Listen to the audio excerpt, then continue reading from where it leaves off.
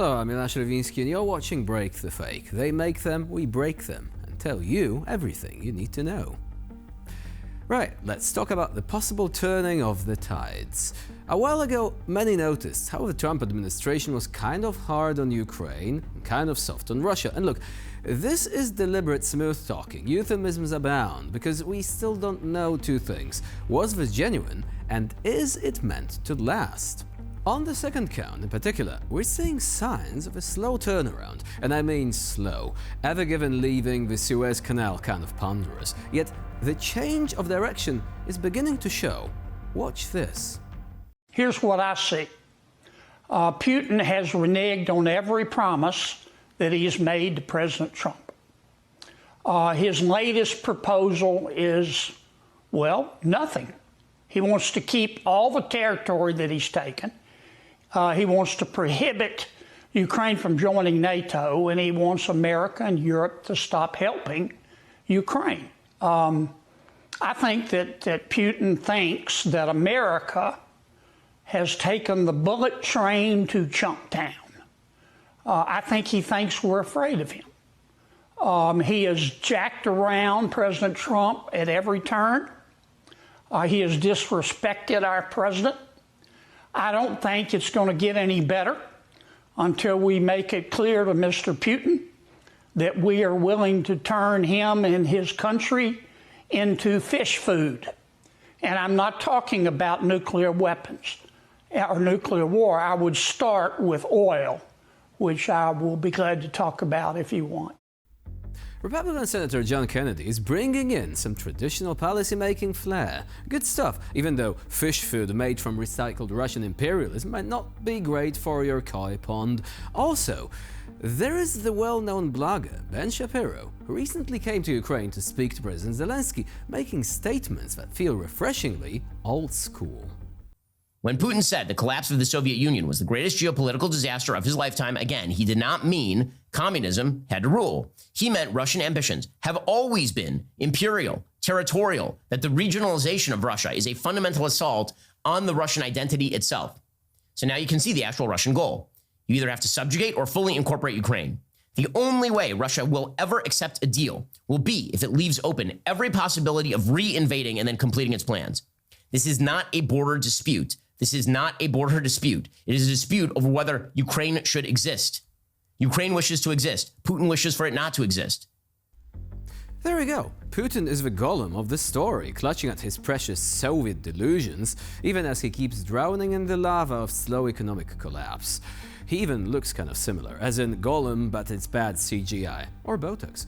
Well, we Central Europeans have known it for a while now, but still, kudos for calling it like it is. Finally, Donald Trump himself has dropped a few hints that Putin might have to be dealt with differently. And by differently, he means sanctions. Granted, there is still some bad blood between the Donald and Zelensky, as evidenced by the recent Atlantic interview, plus rather questionable statements about Ukraine being crushed, but as time goes by, who knows? By the way, Vice President J.D. Vance chiming in with talk of war in Ukraine escalating into a nuclear exchange is the Jake Sullivan comeback nobody expected. But let's forget this for a moment, shall we? Trump already admitted Vlad the Invader might be tapping him along. Let's also remember Vlad keeps tapping Ukrainian cities with high explosive ordnance, something that likewise didn't go unnoticed at the White House. The Americans are also not falling for another sham ceasefire proposed by Vlad, saying they want a permanent cessation of hostilities. Well, let's be honest, Putin only says ceasefire because he doesn't want Ukrainian drones gatecrashing his Red Square parade.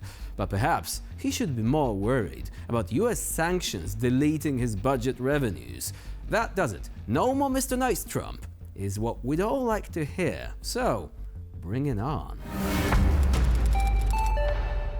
In a moment of inspired Kremlin-grade clarity, Belarusian political expert and part-time conspiracy blender Konstantin Lazutkin took to the Belarusian propaganda show to explain why Ukraine, somehow, is using terrorism to get invited to peace talks by undermining the people they allegedly want to negotiate with. Yes, really. According to Lazutkin, a terrorist attack allegedly carried out by Ukrainians proves that Ukraine is trying to bring itself to the negotiating table. Because nothing says, please invite us, like making the host look powerless, in this version of logic, setting the house on fire is how you get the realtor to lower the price.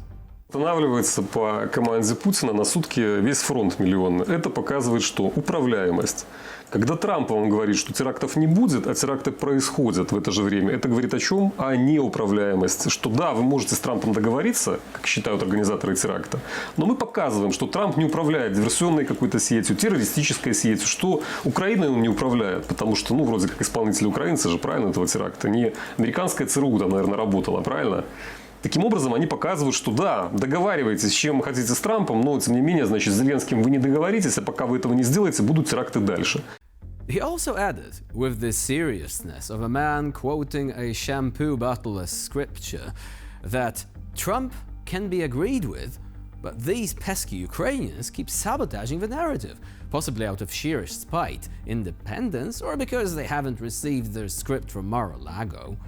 Apparently, a million-strong Russian army, last seen mostly digging trenches or stealing washing machines, can freeze for a day on Putin's orders, which somehow proves Russia is peaceful and disciplined, like a giant yoga class in camo. Meanwhile, if a single incident happens in Ukraine, it's definitive proof that Trump cannot manage anything. Lazutkin concluded by implying that until someone sits Zelensky down and makes him promise to be less sovereign, more explosions will follow. It's not negotiation, it's extortion in a suit with a Slavic accent. In a fresh installment of What Did Medvedev Say This Time?, Russia's most online statesman, Dmitry Medvedev, has declared that modern Germany is secretly run by, Nazi-loving ghost worshippers. According to the former president and current Vodka philosopher, figures like Annalena Baerbock, Boris Pistorius, and Ursula von der Leyen aren't democratically elected officials. They are militaristic fanatics, channeling the spirit of the Third Reich between EU summits. Как раз известные всем персонажи, родственники которых служили либо в СС, либо в вермахте. Стоило ли удивляться вообще, что денацификацию на Западе в свой срок провели только в отношении небольшого количества людей. Палачи при этом не бессмертны, это правда. Но многочисленные потомки нацистов, членов Гитлер-Югенда, чуть ли не молятся на портреты своих предков. Не случайно немецкую политическую повестку дня оккупировали агрессивные фанатики-русофобы, приверженцы милитаризма, те же самые Baerbock, Pistorius или полубезумная это докторша фон дер Ляйен, которая руководит Евросоюзом. У всех у них, как известно, родственники были в рядах вооруженных сил Германии, а у некоторых в рядах СС.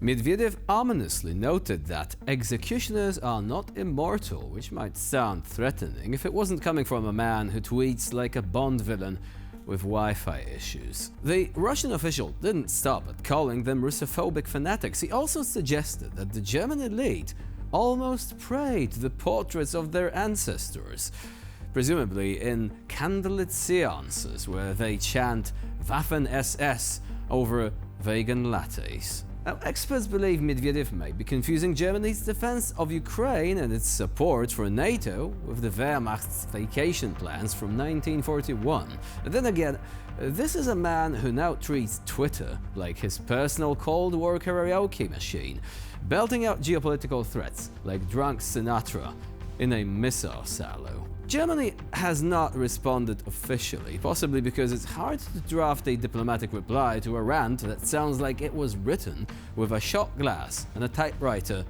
inside a bunker.